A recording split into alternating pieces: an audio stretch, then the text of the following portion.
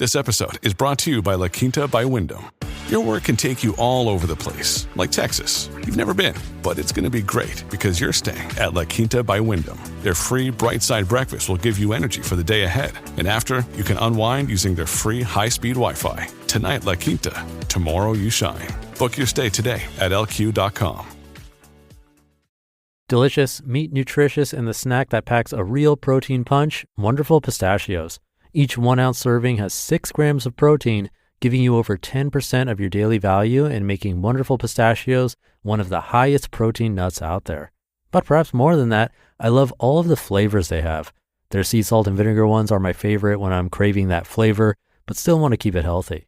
But that's just the tip of the iceberg. Wonderful Pistachios come in a variety of flavors like chili roasted, honey roasted, smoky barbecue, and jalapeno lime, to name a few. Perfect for enjoying with family or friends and taking them with you on the go.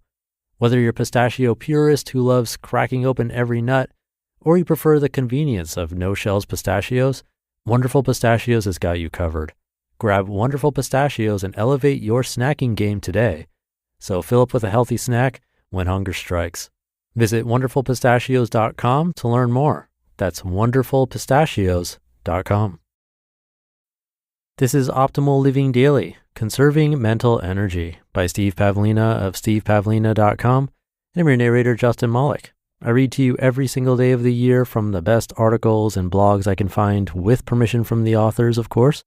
And it's all in an effort to make your and my day even a tiny bit better. So with that, let's get right to it as we optimize your life.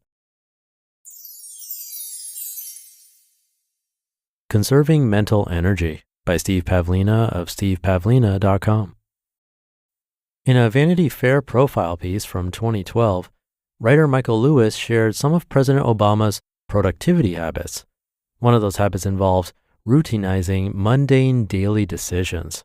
Since Obama has to make many difficult, high-level decisions each day, he doesn't want to waste his mental energy on smaller decisions.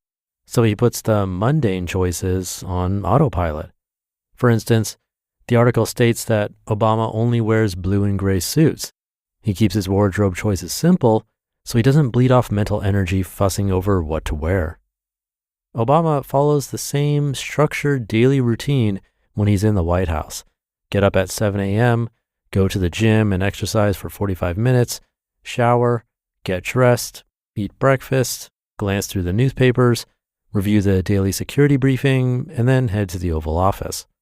In the evenings, his family goes to bed around 10 p.m., but he stays up till 1 a.m. working solo, including preparing for the next day. Much of his actual work involves making decisions. The easy decisions are made by others, so the ones that reach him are usually the tough ones. They're the types of decisions that don't have obvious correct answers. Such decisions require careful thought and often involve difficult trade-offs and significant risk. Making these decisions is a key responsibility. To conserve his mental energy for thoughtfully considering options and making decisions, Obama does his best to avoid wasting this energy on low-impact decisions like what to eat or what to wear. He either lets other people make those simpler decisions for him, or he makes those decisions once and puts them on autopilot so he doesn't have to think about them repeatedly. How much mental energy do you squander on low-priority decisions each day? Could you make those decisions once and put them on autopilot? Here are some examples of mundane decisions you could routinize. Number 1, sort your clothes into reasonable, predetermined outfits and wear them in the same order again and again. When an outfit wears out, replace it with something virtually identical. Number 2, eat the same meals every day, such as having the same formulaic breakfast, lunch, and dinner. This simplifies your shopping list too. Number 3, pay your bills on the same day each month. Number 4, always listen to podcasts and audiobooks while driving, thereby putting some of your self-education on autopilot. Purchase new audiobooks once a month on the same day. Number 5, exercise every day at the same time and for the same duration. Number 6, run your errands at the same time on the same day each week. Weekday evenings are often great for shopping errands while most people are at home watching TV.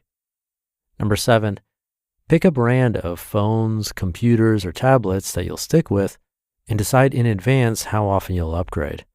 Only investigate and purchase a new model when your upgrade appointment appears on your calendar. Number 8, always repurchase the same soap, shampoo, deodorant, etc. Number 9, do your dishes at the same time every day. Number 10, decide in advance how often you ought to clean your home and in which order you should do the cleaning steps. Stick with that recurring appointment. Number 11, use the same hairdresser and get the same haircut you did before. Number 12, always tip the same percentage. And number 13, begin each workday at the same time. I'm sure you can come up with plenty of other ideas along these lines as well. Now, this may sound like a very boring, uncreative approach. No argument there, that's the point. When you avoid investing your creative energy in low-impact decisions, you free up that creative energy to be put to good use elsewhere. If you observe that you lack the drive and focus to consistently invest in high-level creative work, one reason may be that you're wasting too much of your best creative energy on low-level decisions like what to eat, what to wear, and how to spend your time each day.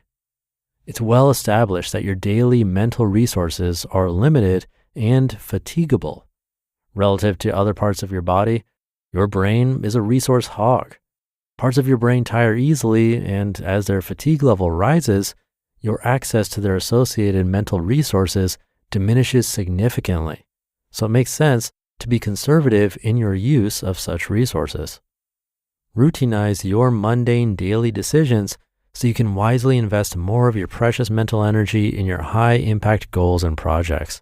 Don't drain your focus, concentration, and creativity on small, low-impact choices. Hold yourself to a higher standard and adopt a more intelligent use of your mental resources. You just listened to the post titled Conserving Mental Energy by Steve Pavlina of stevepavlina.com. And I'll be right back with my commentary. Thank you to Steve. I'm a big fan of these ideas. I think I've been doing most of his suggestions just naturally over time, even though I'm not much of a planner.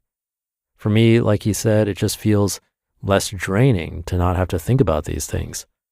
For meals, Monday is meal prep day, and that gives me lunch and dinners through Wednesday or Thursday, so there's no thought there. And every other Tuesday is house cleaning day. Now, when it comes to bills, my favorite thing is autopay. I'd be surprised if one of your utility companies or internet service provider or credit card doesn't have an autopay option. It's pretty much a given these days and makes things so much easier. And if you're concerned that you might not be charged the right amount or you like to review it, I get it. That's why I use YNAB to track all my expenses so that I can keep an eye on my credit cards and make sure everything's making sense. And an added bonus is that tracking expenses like this makes me more aware of my purchases and makes tax time a lot easier. And again, I'm using YNAB to track my expenses. You can find out all about that at oldpodcast.com/track. But either case, I'd highly recommend trying to implement some of these ideas. Do try it out and let me know how it goes.